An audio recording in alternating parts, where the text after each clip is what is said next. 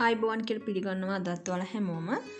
ඉතින් හෙට ඕගොල්ලන්ට ගොඩක් අයට විශේෂ දවසක්. ඉතින් අත්තර සමරන ගොඩක් අය මාත් එක්ක ඇති. ඒ අය වෙනුවෙන් මම අද ඕගොල්ලන්ට විශේෂ රෙසිපි 4ක් ගේනවා. හරිම ලේසියෙන් හදා ගන්න පුළුවන් ඉක්මනින්.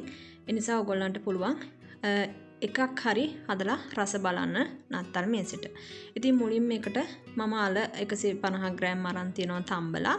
ඒකට කැරට් ගෙඩියක් ග්‍රේට් කරලා අරන් රස අනුව ලුණු ගාමිනිස් එකතු කරනවා. ඉතින් ඕගොල්ලන්ට පුළුවන් අවශ්‍ය විදිහට සැර එකතු කරගන්න.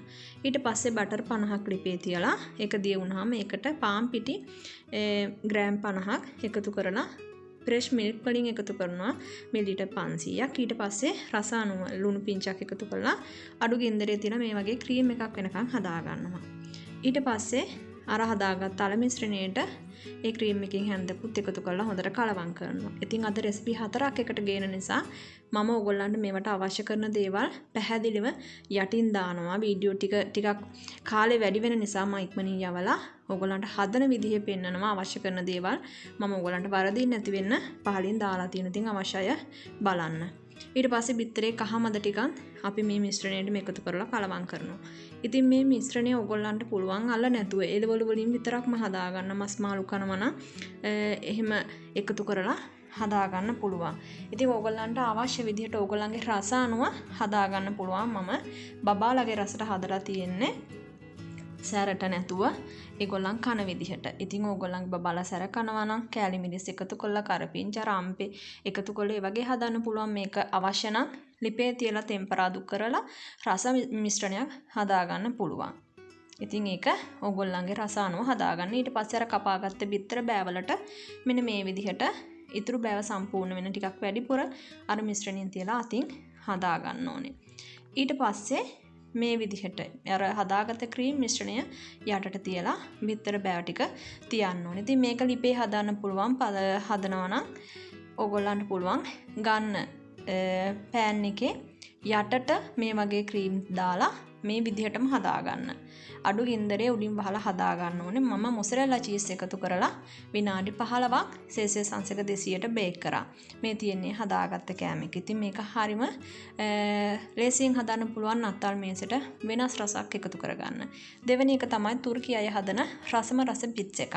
ඉතින් මේකට මම පූර්ණ තිරිඟු පිටු අරන් තියනවා. ඔයගොල්ලන්ට පුළුවන් සුදු පිටි ගන්න. ඊට පස්සේ ඊට්ස් තේ හැන්දක්, ඔලිව් තෙල් තේ හැඳි 3. ඊට පස්සේ රස අනුව ලුණු මේ දේවල් එකතු කරලා වතුර ටික ටික එකතු කරමින් ඕගොල්ලන්ට පීටි ඩෝ එක හොඳට අතින් තද කරලා අනා ගන්න ඕනේ. ඉතින් මම මැෂින් එකේ යන්න නිසා මට විනාඩි 5ක් විතර යනකොට මම මේ විදිහට ඩෝ එක හදාගත්තා. මේ තියෙන්නේ පිටි එක. ඊට පස්සේ මේක පිපෙන්න තියන්න ඕනේ. සාමාන්‍ය පීස් එකකට වගේ පිපෙන්න තියන්න ඕනේ. තවත් පැයක් විතර මම පිපෙන්න තියනවා මේ විදිහට. මේක පිපෙන අතරේ මම හදා ගන්නවා මේකට අවශ්‍ය කරන මිශ්‍රණය. ඉතින් ඒ මිශ්‍රණයත් ඕගොල්ලන්ගේ රසට හදා ගන්න පුළුවන්. මේ මගේ රසට හදලා තියෙන්නේ. ගෝවා තියෙනවා. ඊට පස්සේ ලුණු අරන් තියෙනවා. සුකිනි අරන් තියෙනවා. මේ එළවලු තුනේ මම හදන්නේ. බබාලත් කන නිසා බබාලගේ රසට ඉතින් ඕගොල්ලන්ට පුළුවන් ඕගොල්ලන්ගේ රසට සැරට ඕනිම දෙයක් එකතු කරලා හොඳ රස මිශ්‍රණයක් හදා ගන්න. පීස් එක රස වෙන්නේ මේ මිශ්‍රණයෙන්. ඉතින් ඕගොල්ලන්ට මේ මිශ්‍රණය හොඳ රසකට හදා ගන්න පුළුවන්. අවශ්‍ය සියලුම දේවල් එකතු කරලා සැරට. ඊට පස්සේ මේක තෙලින් තැම්බ ගන්නවා. මම ගොඩක් වෙලා එළවලු ටික තම්බන්නේ නැහැ. මොකද නැවතත් තවන් එකේ දාන නිසා. ඒකට තක්කාලි සෝස් එකතු කරනවා. ඔයගොල්ලන් කැමති නම් එකතු කරගන්න. ඊට පස්සේ ඒක විනාඩි කිහිපයක් උයා ගන්නවා. මේ තියෙන්නේ පිපෙන්න තියලා තිබ්බ පිටි එක. ඉතින් මේකේ සාමාන්‍ය ප්‍රමාණය පොඩි බෝල හදා ගන්න. ගොඩාක් ලොකුවට නැතුව. මොකද පිටි එක නැවත පිපෙන නිසා කුඩා බෝල හදා ගන්න. මේ විදිහට. ඉතින් මේ තියෙන්නේ මම හදාගත්ත බෝල ටික. ඊට පස්සේ මේ වගේ පිටි ටිකක් අරන් මේ වගේ වීදුරුවක් ඒ පිටි එකේ මේ වගේ දවට ගන්න. මොකද අපි අර පිටි බෝලවල මෙන්න මේ විදිහට මැද හදා ගන්න ඕනේ. ඉතින් එතකොට පිටි ගෑවේ නැති වුනහම වීදුරුව ඇලෙනවා පිටි මිශ්‍රණය. ඒ නිසා එහෙම කරන්නේ. ඊට පස්සේ ඒ හදාගත්ත ඉඩ මෙන්න මේ විදිහට කැරුප්පයකින් ටිකක් ඇනලා හිල් කරගන්න.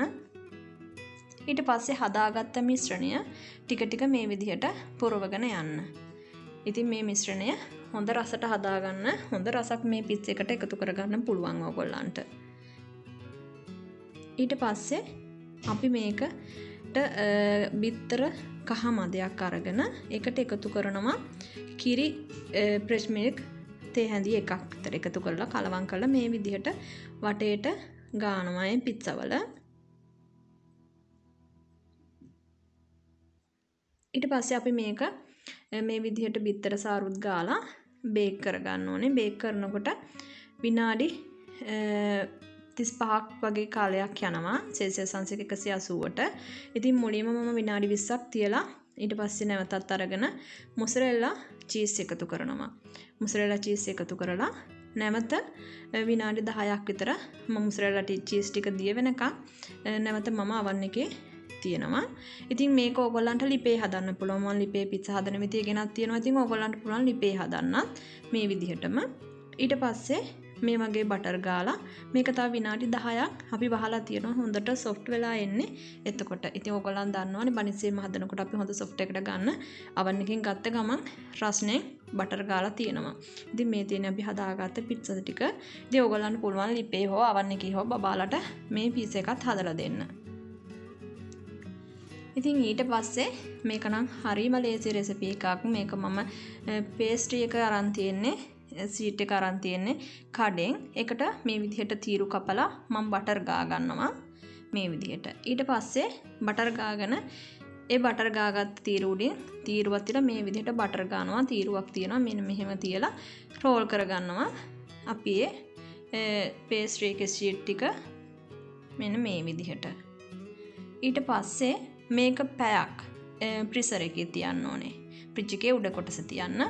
ඊට පස්සේ අරගෙන මේ විදිහට කපනවා.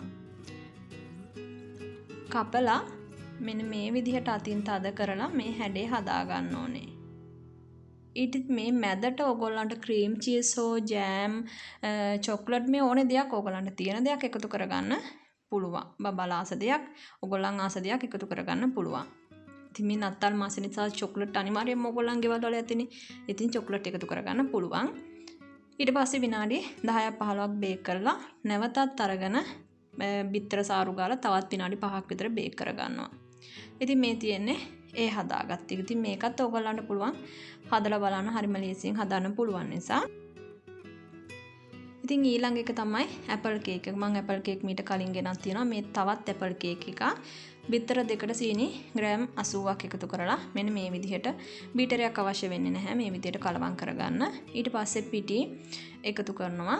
බේකින් සෝඩා, බේකින් පවුඩර් මේ දෙකත් එකට එකතු කරලා මේ පිටි එක හලා ගන්නවා. පිටි ග්‍රෑම් 100ක් වගේ තමයි අරන් තියෙන්නේ මම. ඊට පස්සේ දිය කරගත්ත බටර් මිලිලීටර් 30ක් මේ ටික හොඳට කලවම් කරගන්නවා මේ විදිහට. මේක හරිම ලේසියි ඔයගොල්ලන්ට හදන්න. මේකත් ඕගොල්ලන්ට ලිපේ හදන්න පුළුවන්. ඊට පස්සේ මේ විදිහට ඇපල් ටික කපනවා. කපන්නේ මේක පොඩි කුටු කෑලි මෙන්න මේ විදිහට කොටු කෑලි හිටින්න කපා ගන්න එක ඇපල් ගෙඩියක්.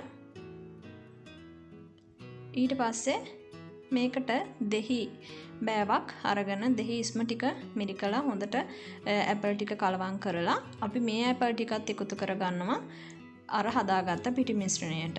ඊට පස්සේ මිලිලීටර් 30ක් ෆ්‍රෙෂ් මිල්ක් එකතු කරලා මේක හොඳට කලවම් කරගන්නවා. ඉතින් මම අර කෙසෙල් කේක් එක හැදුව විදිහට ඔයගලන්ට පුළුවන් ඇපල් කේක් එක ලිපේ හදාගන්න මේ විදිහට. උඩින් ඇපල් තව ඕනේ නම් එකතු කරන්න පුළුවන්. නැතිනම් මේ මිශ්‍රණයම ලිපේ හදාගන්න පුළුවන්. ඊට පස්සේ මේ විදිහට කේක් තැටියක අරගෙන බටර් හෝ තෙල් ගාලා පිටි ටිකක් ඉහ ගන්න. කේක් එක හොඳට ගලව ගන්න පුළුවන් වෙනවා එතකොට. ඊට පස්සේ හදාගත්ත මිශ්‍රණය තැටියට දාලා තව ඇපල් ගෙඩියක් අපිට ඕන වෙනවා උඩින් සරස ගන්න. ඉතින් ලිපේ හදන කෙනෙකුට නම් උඩින් ඇපල් ගෙඩිය නැති වුණාට කමක් නැහැ. ඕගොල්ලන්ට පුළුවන් අර මිශ්‍රණය මේ විදිහටම ලිපෙන් තියන්න. ඉතින් චුට්ටක් හොයලා බලන්න ඕගොල්ලන්ට කේක් එක හදන්න සුසු පෑන් එකක් නැතිනම් හොයලා බලන්න කොහොමද හදන්නේ කියලා ඉන්ටර්නෙට් එකේ ඕනි තරම් තියෙනවා කේක් ලිපේ හදන විදිහ. ඊට පස්සේ මේ විදිහට උඩින් සරස ගන්නවා ඒ ඇපල් වලින් කේක් එක. ඊට පස්සේ මේකට දිය කරගත්ත බටර් තවත් මිලිලීටර් 30ක් මෙන්න මේ විදිහට උඩින් එකතු කරලා බේක් කරගන්නවා විනාඩි 35ක් විතර. මේ ඉතින් මේ මම oven එකේ යන කාල කියනකොට ඔයගොල්ලන්ට ඒ කාල වෙනස් වෙන්න පුළුවන්. සෙල්සියස් අංශක 180ට තමයි මම මේක බේක් කරේ. ඉතින් කාලේ වෙනස් වෙන්න පුළුවන් ඔයගොල්ලන්ගේ oven එකේ හැටියට. ඒ නිසා කේක් එක ගන්න කලින් අනිවාර්යයෙන්ම ටූත් පික් එකක් දාලා බලන්න කේක් එක හැදිලාද. ඉතින් අද වීඩියෝ එක ගොඩක් දීග වුණා. රෙසිපි 4ක් මේකට ගෙනාපු නිසා. ඉතින් නත්තල් සමරන ඔයගොල්ලන් හැමෝටම සුබම සුබ නතරක් වෙන්න කියලා ප්‍රාර්ථනා කරනවා. එක රෙසිපි එකක් හරි හදලා ඔයගොල්ලන් නත්තල් මේසේ සරස ගන්න. එහෙනම් ආයෙමත් දවසක එන්නම්. සුබ දවසක් ඔයාලා හැමෝටම.